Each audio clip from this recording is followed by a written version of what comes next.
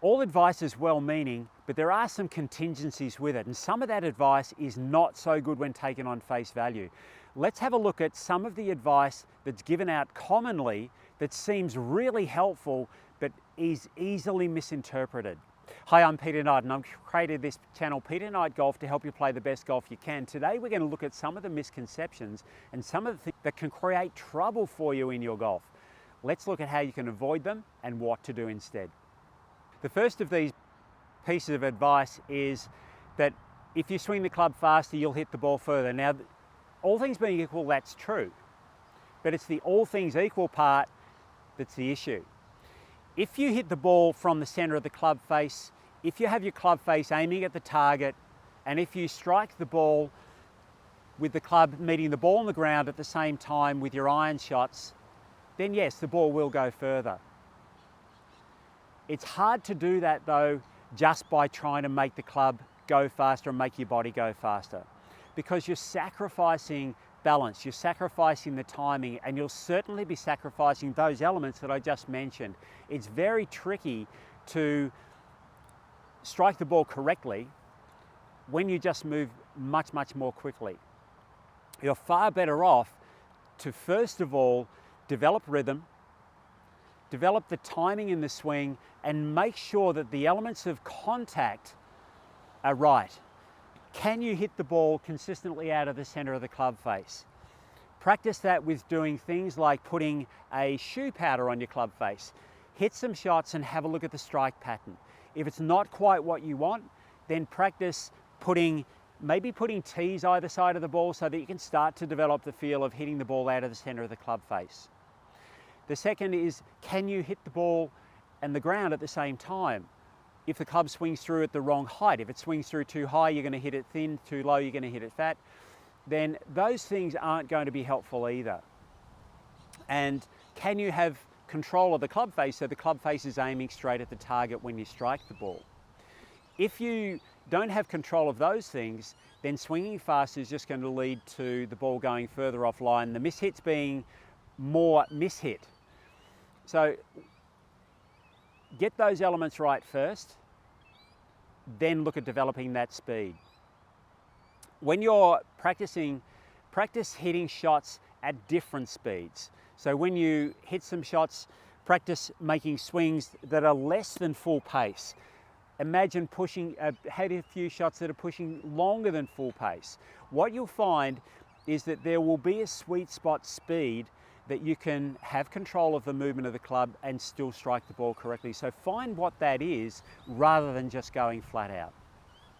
The second piece of poor advice is trying to hold on to a lag. Now most players, when they've got that advice, I see on the range, they hang on. There's so much tension here. Now the club, when it swings down and through, is never going to meet the ball anywhere near correctly doing that.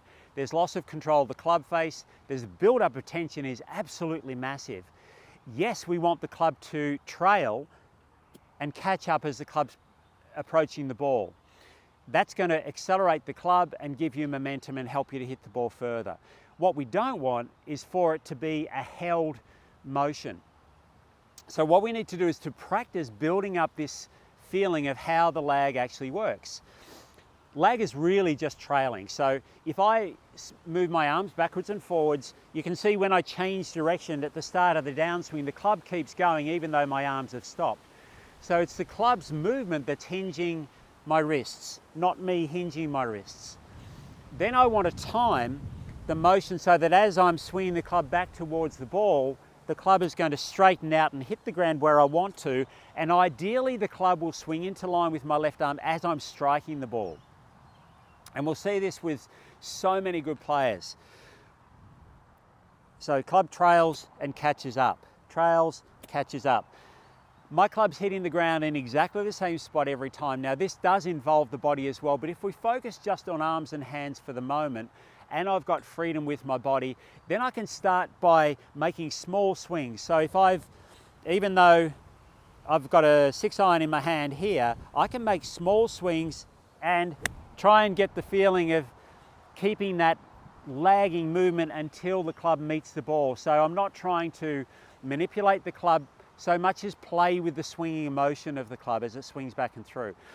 If I activate my hands or if I hold on, then I'm not going to be able to utilize that lagging or trailing motion properly. So it's get the tension out so there's no held motion in there. The third thing that we can look at is how the body moves being centered. When I swing the club back and through, if I either keep my balance on my left leg and just spin around my leg, I'll stay quite stable, but I won't necessarily be able to generate the power that I could otherwise if my body moves around. So this idea of centered doesn't mean that you're in a static spot. If I set myself up and now I'm going to pivot around the center of my body, as I turn back and through, you can see that my body's spinning. My hips sort of almost look like they're moving towards a target. So again, it's not going to help me to be able to move correctly. If I think about my body's center of mass and how it should move, when I swing back, my body's center of mass, and I can demonstrate that just by holding a golf ball against my belly here. As I turn back, you can see that the ball moves across to my right and up in the air. But if you look at my right leg hasn't shifted sideways. So I turn back, I allow my center to move across here without my hips sliding. So I can feel more pressure in my right side here. Now from here, this is the key thing. Rather than just spinning my hips back the other way or trying to bump my hips sideways as I swing down, I feel like my body's center actually moves down and forwards a little bit so that, again, I'm not getting these big angles and I'm not actually spinning my body really quickly. So I'm allowing the center of my body to shift a little bit to the right and a little bit to the left during the swing. If I shift too far, I'm going to overbalance.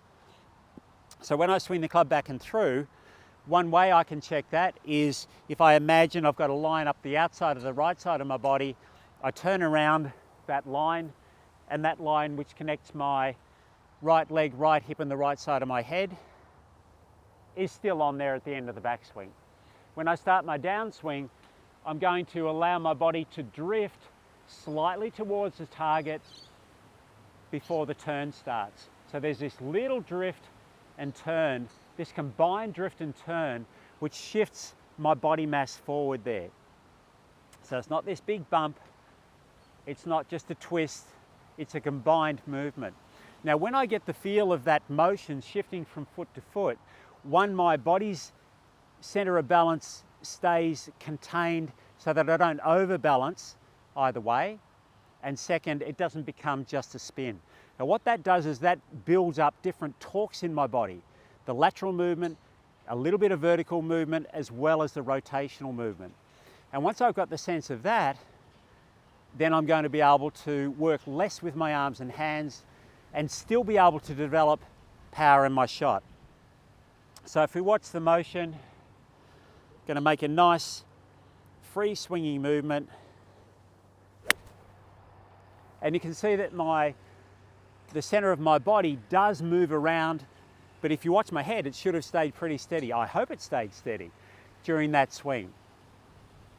The final piece of advice is on hitting down. I see so many players who sort of try and hit down and throw the club down onto the ball. And as you can see, that dramatically affects the path that the club's following and my body movement as well. So I lose stability with my body, and I'm certainly going to be taking a lot of really big divots and not striking the ball correctly. So instead, let's have a look at what actually happens. When I move the club toward the ground, the club is moving down.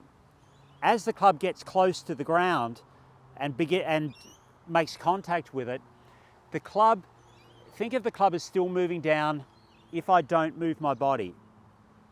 When I turn my body, my shoulders going up. So now we've got this combination of my shoulders going up, the club's moving to the ground. What that does is it flattens the strike point where I'm swinging through. So that's why my club, when it swings to the ground, isn't just moving in an arc toward the ground, it actually has a flat spot. So what I need to do is practice moving the club to the ground so that it just clips the top of the grass, perhaps takes a little bit of a divot, Or if I'm on a driving range mat, it might go into the mat just a couple of millimeters, not very much. Now, if you're watching it, you probably won't even see the club strike the mat, but you'll certainly hear and feel it. When you're on the grass, of course, you'll see that the grass clippings will fly up, or you'll take a little bit of a divot as well. So my intent when I'm swinging the club to the ground is move the club to the ground, but don't try and hit down or don't try and drop my body. My body is quite stable when I'm swinging down and through. So my body stays up, my arms move towards the ground, the club will move to the ground, and again, because my body's turning as I'm getting close to the ball, I know that that's going to flatten the strike point. So because the strike point is flat,